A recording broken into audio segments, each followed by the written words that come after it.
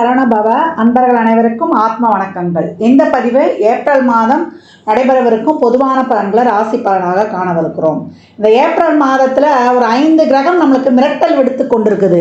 இந்த 5 கிரகங்கள் நமக்கு ஆட்டத்தை காட்டுமா, இல்லை அடித்து ஆடி களம் இறங்கணுமா, இல்லை அதிர்ஷ்டத்தை தருமா அப்படின்னு டைட்டில் வைக்கலாம். ஏன்னா அந்த அளவுக்கு இந்த 5 கிரக கூட்டணி கால சக்கரத்தின் 12ஆம் இடத்தில் அமர்ந்து சூரியன், சுக்கிரன், புதன், சனி, ராகு இந்த கூட்டணி 12 ராசிக்கு எப்படிப்பட்ட பலன்களை அளிக்க இருக்குதுன்னு பார்க்க இருக்கிறோம். இதில் புதன் இந்த மாதம் 3ஆம் தேதி வக்ர நிவர்த்தி அடைஞ்சிருவார். சுக்கிரன் இந்த மாதம் 13ஆம் தேதி வக்ர நிவர்த்தி அடைஞ்சிருவார். செவ்வாய் மாத ஆரம்பத்தில் அவர் மிதுனத்தில் இருப்பார். 2ஆம் தேதியே உடனே கடகத்தில் அமர்ந்து விடுகிறார். கேது ஆஸ் யூஷுவலாக நம்மளுக்கு கன்னியில் இருக்கிறார். சந்திரன் நமக்கு மேஷத்தில் உதயமாயிடுவார் பரணியுடைய சாரத்தில்.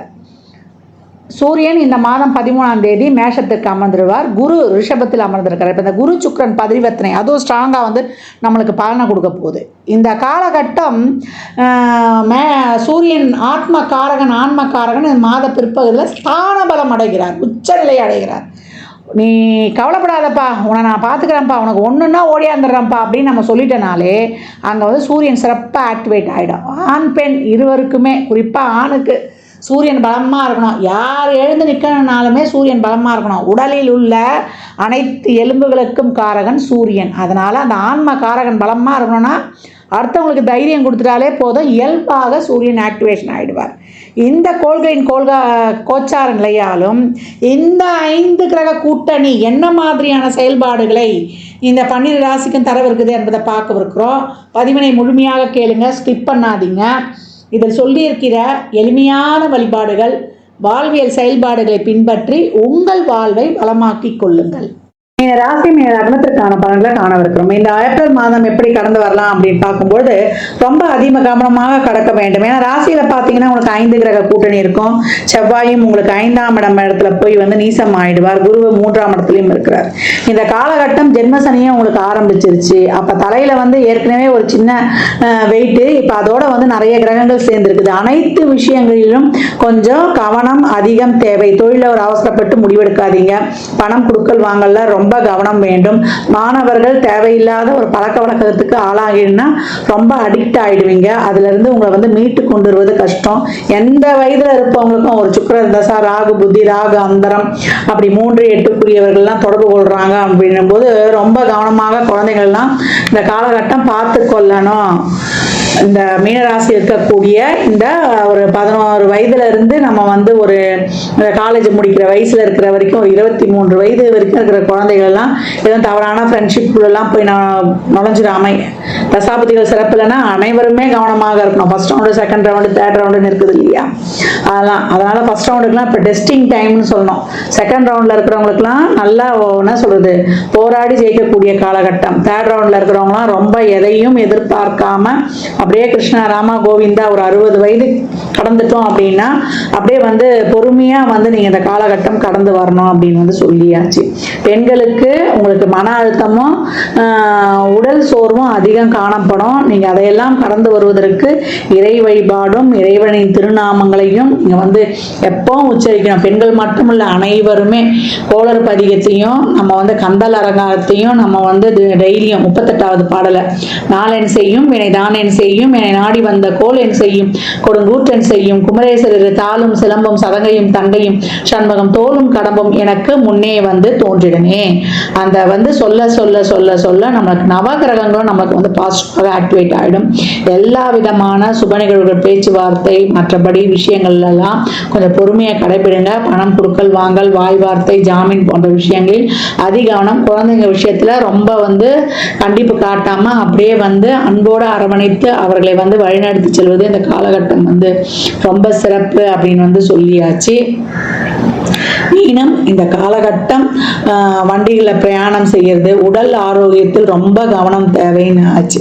இந்த காலகட்டம் நம்மளுக்கு ஒரு அஜீரண சம்பந்தப்பட்ட கோளாறு, பாத வலி, கை கால் மூட்டுக்கால் முழங்கால் வலி, அதே போல் ஷோல்டர் பெயின், தலை பாரமாக இருக்கிறது, இதெல்லாம் இருக்கும். பேக் பெயின் கண்டிப்பாக வந்துடும். ஸ்பைனல் கார்டில் பிரச்சனை, ரொம்ப வண்டி ஓட்டி இதுவாச்சுணும் இல்லையா. அதனால் கால்சியம் சத்துள்ள உணவுகளை எடுத்துக்கொள்வது, நல்லெண்ணெயை உணவில் அதிகம் பயன்படுத்தி கொள்வது, ஆவியில் வேக வைத்த உணவுகளை உண்பது, ஸ்பைசி ஆயில் ஃபுட்டு, காரம் இதெல்லாம் வந்து தவிர்த்து கொள்ளணும். எண்ணெய் பொருட்கள்லாம் தவிர்த்து கொள்ளணும். நடைப்பயிற்சியை மேற்கொள்ளணும். இப்பெல்லாம் வந்து டெய்லியும் எக்ஸசைஸ் மேற்கொள்ளணும். எல்லா விஷயங்களையும் இந்த மாதத்தில் வந்து இருப்பதை வைத்து கடந்து அப்படியே வந்து விடணும். எப்படி இருக்கணும்னா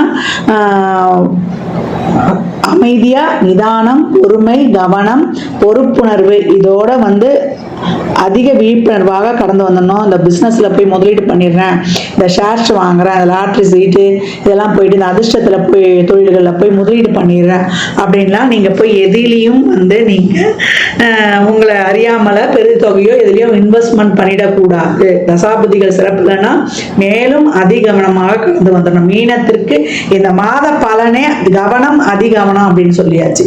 நிறைய மெடிடேஷன், யோகா பண்ணுங்க. யோகா பண்ண உங்களுக்கு வந்து அந்த ஒரு ஸ்ட்ரெஸ் எல்லாம் குறையும். ஒரு ஆஸ்பிரேஷன் மைண்ட்லாம் நீங்கிடும்.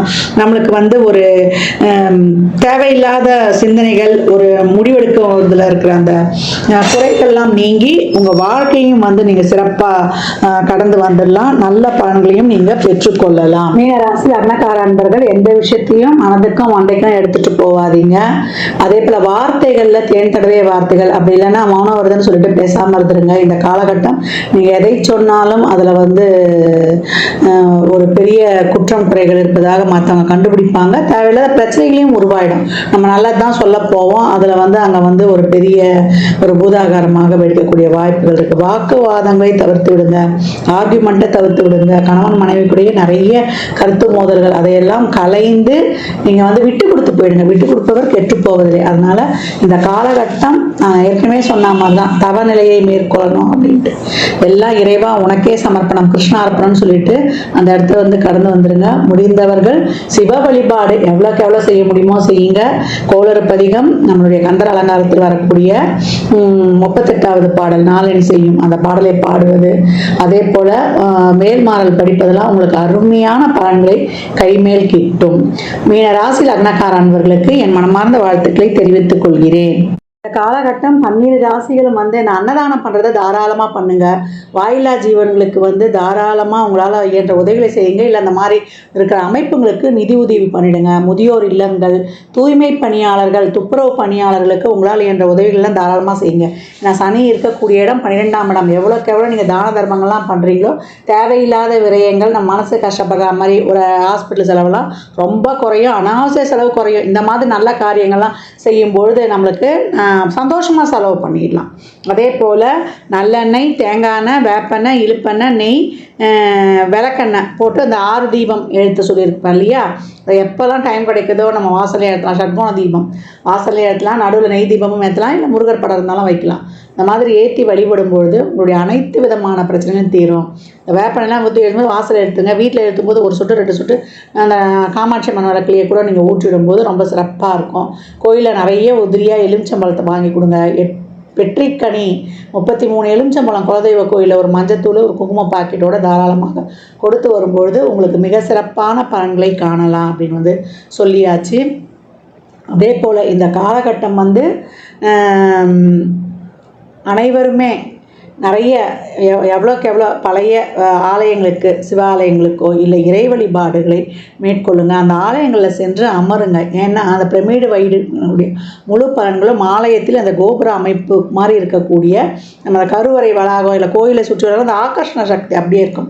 அந்த ஆகர்ஷண சக்தி நம்ம உடலில் உள்ள உயிர் சக்தியோடு இணையும் போது மிக சிறப்பான பலன்களை நீங்கள் கண்கூடாக பெற்றுக்கொள்ளலாம். அன்பர்கள் வந்து பதிவினை முழுமையாக கேளுங்க. தாங்கள் கேட்பதோடு மட்டுமல்லாமல் உங்கள் உற்றார் உறவினருக்கும் பகிருங்க. மற்றும் ஒரு சிறப்பான பதிவில் சந்திக்கும் வரை தங்களிடமிருந்து விடைபெற்றுக் கொள்வது ஆதித்ய சொர்ணலக்ஷ்மி. ஜாதகம் பார்க்க விரும்பும் அன்பர்கள் இந்த எண்ணிற்கு ஒரு மெசேஜ் செய்யுங்க. தங்களுக்கான விவரங்கள் அளிக்கப்படும். அப்பாயின்மெண்ட் பெற்றுக்கொள்ளலாம். ஜாதகம் சிறந்த முறையில் கணித்து பார்த்து தரப்படும். வாஸ்து பார்த்து தரப்படும். வாஸ்துப்படி வீடு கட்ட பிளான்கள் போட்டு தரப்படும். எண்ணியல் படி பெயர் வைத்துக் கொள்ளலாம். பிறந்த குழந்தைகளுக்கும் தொழிற்சாலை நிறுவனங்களுக்கும் பெயர் வைத்து உங்கள் வாழ்வை வளமாக்கிக் கொள்ளலாம். சுபமுகூர்த்த நாட்களும் குறித்து கொடுக்கப்படும். இறையருளால் அனைத்தும் நிறைவாகட்டும்.